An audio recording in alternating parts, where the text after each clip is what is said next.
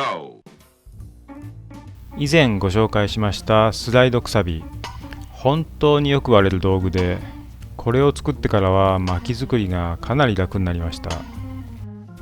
実はちょっと使いすぎて壊れてきちゃいまして、新しいものを作りました。今回はその改良版のスライドくさびをご紹介したいと思います。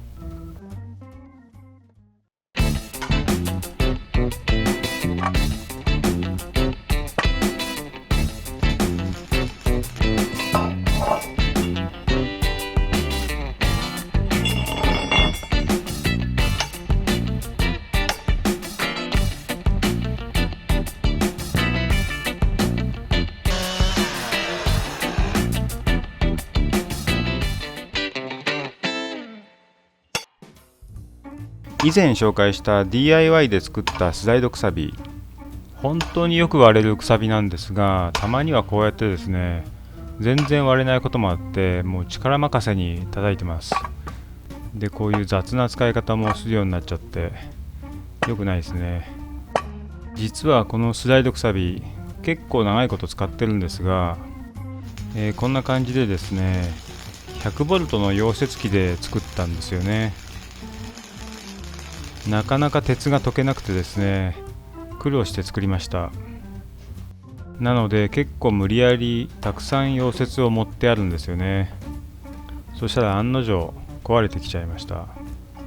この鉄板の部分なんかもう完全に割れちゃってますし、それからこのくさびの部分、ひびが入ってましてかなり深いですね。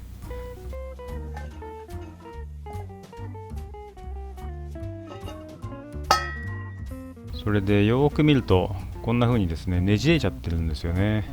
これ以上はもう修理も大変なので、もういっそのこと新しいのを作ることにしました。こんな感じで図面を引きまして、知り合いの溶接屋さんに作ってもらいました。出来上がってきたのがこれです。やっぱりプロの仕事は素晴らしいですね。この溶接の跡がすごく綺麗で、見た目だけで丈夫なのがよくわかります。こちら側のこのくさびと鉄板の間も非常に頑丈に溶接されています。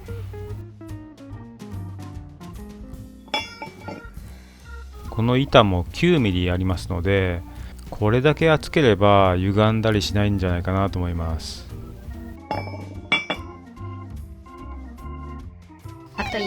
それでは早速ですが、新しいスライドくさびを試してみたいと思います。これなかなか割れなかった薪で、多分カシの木だと思います。果たして割れるでしょうか。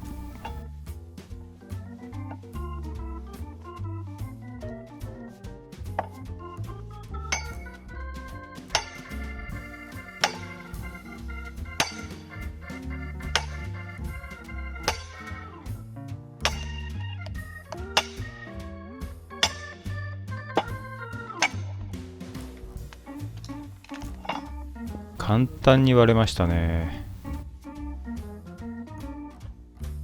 なんか叩いてる時も自分で作ったものとは全く違ってがっちりしてるので、なんか音もあんまり響かない感じがします。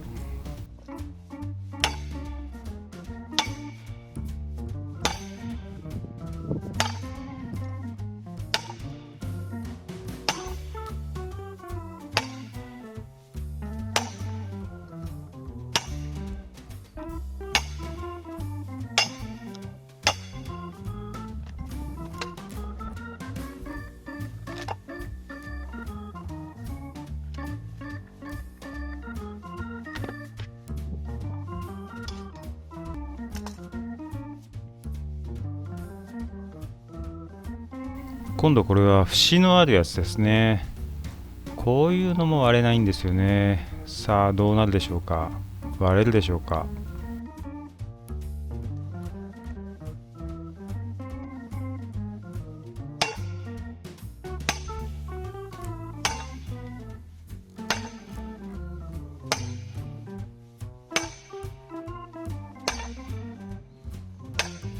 やっぱり硬いは硬いですね。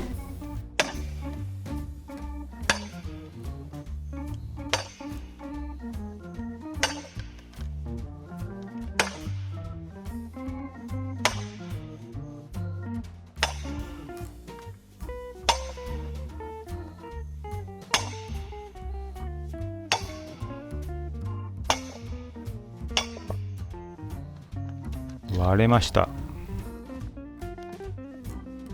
こんなに節のある薪でも割れます。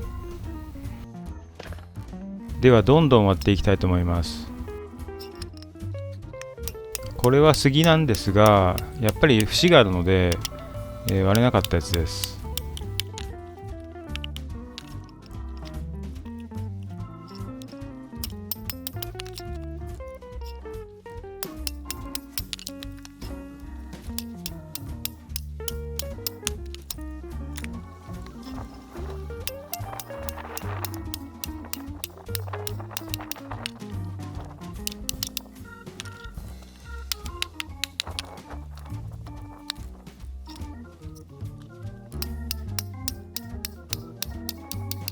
この新しいスライドくさびは丈夫そうなので、こういう乱暴なことをやっても壊れそうにありません。あ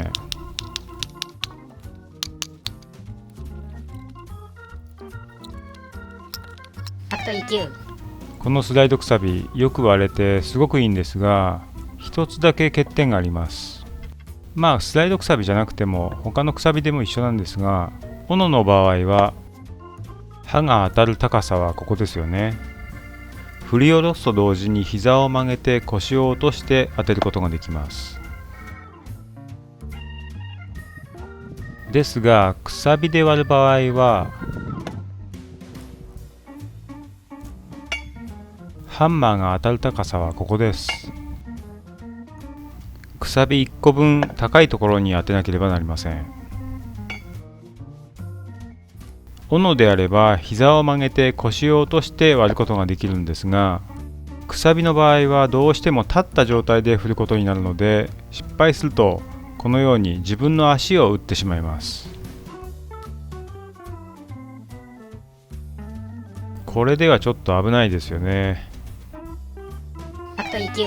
で、どうするかと言いますと、薪割り台の方を低くしてしまおうと。チェーンソーで切って低くしてしまおうと思います。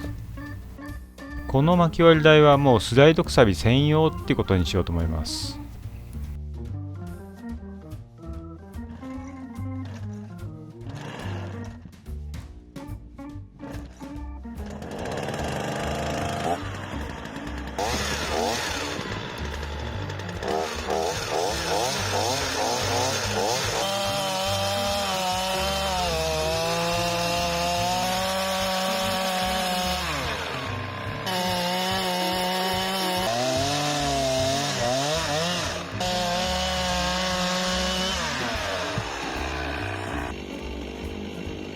薪割り台を低くはできたんですが、あまり薄っぺらくなっちゃっても困るので、くさび半分ぐらいしか低くなりませんでした。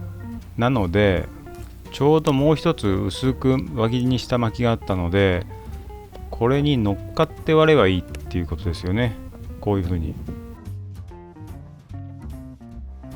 じゃあやってみます。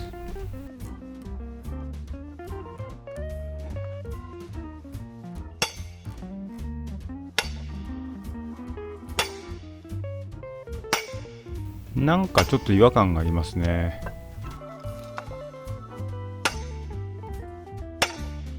膝も曲げられてませんし、まあ危ない感じはないんですけども、なんとなく前のめりになって腰を痛めそうな気がします。位置が悪かったかな。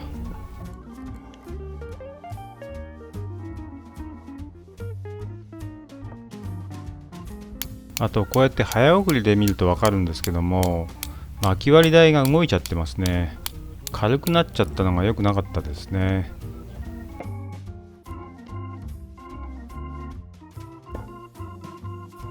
くさびの分だけ薪割り台を低くするっていうのはいいアイディアだと思ったんですが、そうでもないような気がしてきました。この薪割り台の高さについてはもうちょっと考えてみたいと思います。でも今回のこの改良型のスライドくさびは大成功ですね。よく割れますし、すごい丈夫です。それから今回作った改良型はこのパイプの部分がくさびより長く作ってあるんですね。なのでこんな風にですね、くさびは薪割り台に当たりません。間違って怪我をすることがありません。